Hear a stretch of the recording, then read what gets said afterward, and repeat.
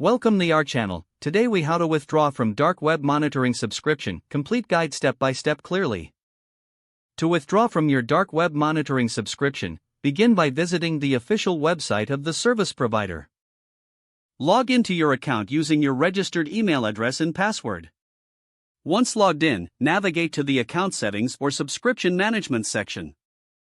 Look for the option labeled subscription or billing. Click on this option to view your current plan details. Here, you should see information about your subscription status and renewal date. Locate and select the option to cancel subscription or withdraw. Follow the prompts to confirm your cancellation request. You may be asked to provide a reason for the cancellation. Choose an option or write a brief explanation if required. After submitting your cancellation, look for a confirmation email in your inbox. If you do not see a confirmation email within a few minutes, check your spam or junk folder. It's essential to retain this confirmation for your records. If you encounter issues during the process, consider contacting customer support directly. Use the live chat option or email support for assistance. Ensure you also check if there are any outstanding billing cycles that may result in additional charges.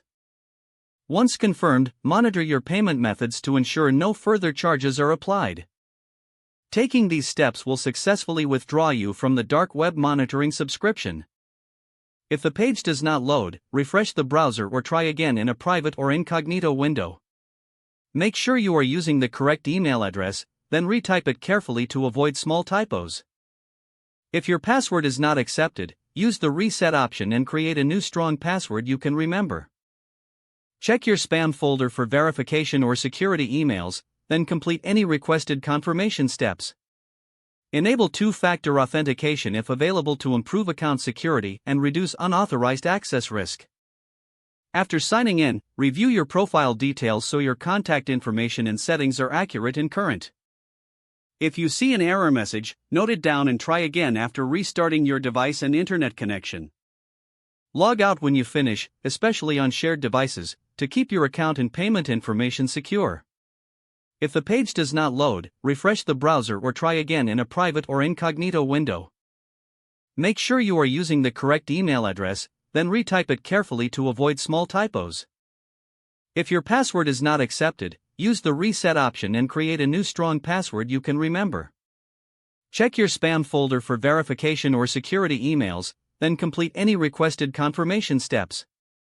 Enable two-factor authentication if available to improve account security and reduce unauthorized access risk.